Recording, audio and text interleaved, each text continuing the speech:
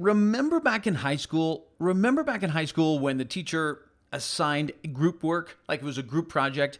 And then what was even worse, if your teacher assigned the group, in other words, you didn't have control over who was in your group. And there was always that one person. And you know who I'm talking about. There was always that one person that didn't do any work, and yet they took as equal credit as everyone else, right? Like literally that happens in every single group almost in high school. And if that happened to you, unless you were the one that didn't do any work, but I'm assuming that wasn't you. But let's go back there in time for a minute and let me ask you this question. How did that feel? Didn't feel good, right? And it didn't feel fair. And did you ever want to be in a group with that person again? Probably not. Now imagine for a moment that your teacher then said, hey, we're going to keep in those same groups for the next 3 years. You're going to work in that group setting. How would you feel? Probably not very good. And yet this is exactly what happens in the workplace today. And so I want to talk to you about something that erodes engagement and motivation like no other thing can so quickly. And it has to do with unequal effort.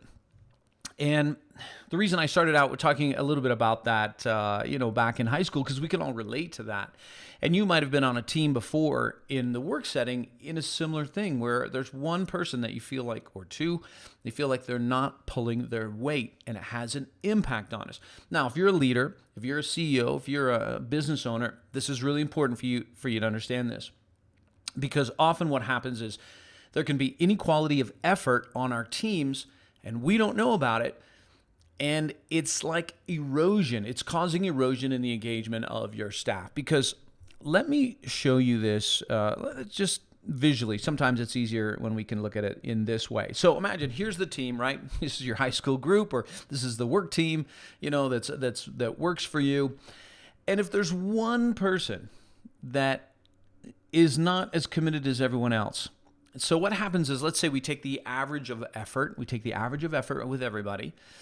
But over time, if this one person doesn't change and they're not held accountable and they're not dealt with, then invariably what happens is there is a drop. There is a lowering of the engagement across the board, because it's always easier to go down. It's easier to throttle down than it is to expend the extra effort. And so here's what's happening on a psychological level for people. Deep down inside, we have these values of justice, but where they often come from is even deeper, where we want to know, are we valued? Are we valuable? And if we see somebody else that's not working as hard and they're not as committed to the team, and yet they're getting paid the same, even the best-hearted people are tempted to pull effort because they think, well, why should I be busting my back here? Why should I be putting in the extra effort? Why should I be doing this when so-and-so isn't? And so this is important for us to know as a leader. Do we have a team where unequal effort exists?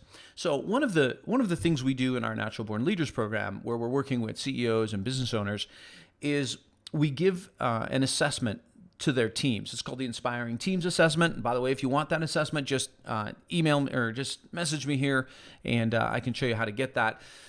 But basically, one of the questions that we ask in the Inspiring Teams Assessment is to the people. The question is, do I feel like everyone on the team puts forth their best effort?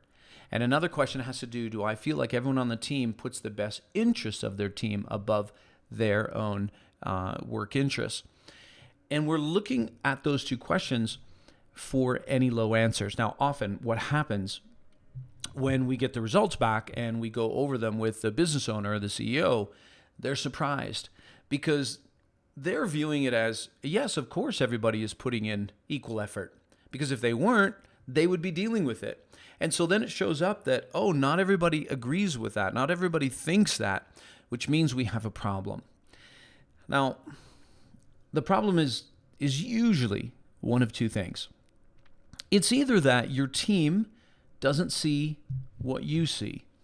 In other words, you see the effort that everybody puts in, but maybe they don't see one another's effort, grit, heart, commitment. They don't see it because they're not involved with them as much, but you see it. So in other words, you see something that they don't. Or it's the reverse of that.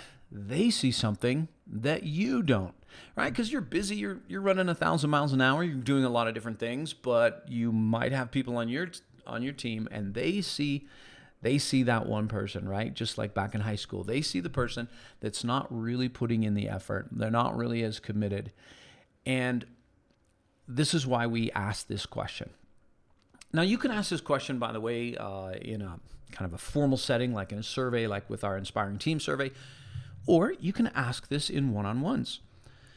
Because a group where you're trying to create good amount of psychological safety and trust, this should be a question that you can ask in a one-on-one. And you can ask it just like that. Hey, when you look at the team here, would you say that everyone here puts forth their best effort? Do you think that? Yes or no? And if they say no, then you say like, hey, so tell me more about that.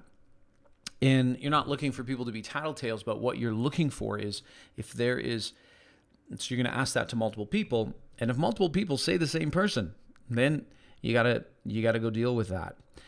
On the other hand, if it's a case where they just don't know because they don't see, let's say everybody is saying the same person, but they also don't know a lot. They don't know some of the effort that this person puts in behind the scenes. Then that's a sign for you to start communicating more during team meetings with praise, with recognition, but not just about the job done, about the effort that's gone into it, telling the person's story, things like that. So regardless of what path you need to take, you want a team to have the belief that everyone here is giving their best effort. Of course, it doesn't mean we're perfect. We're going to make mistakes. That's not what we're talking about. But is everyone giving their best effort? Because if people feel like other people are not, and they're allowed to get away with it, they're going to pull their engagement. They're just going to. It's just a natural human response. And because at the end of the day, we want things to be fair, and we want to know that we are valued. Because if someone else is getting away with getting paid the same for less, then we think, well, then let me restore equilibrium to the equation. So that's a great question that you can ask your teams, whether it's in one-on-ones or whether it's in a survey format. Do you think everyone on the team is putting forth their best effort? And what you want to do is make sure that there is an equality of effort on your team. All right. Hey, if you want more tips, tools, training, and you can sign up for our newsletter here on LinkedIn, or go to jamesrobbins.com and you can sign up there where we send out weekly emails with tips to help you lead better, and get the most out of your people. All right. That's all I got for you today. See ya.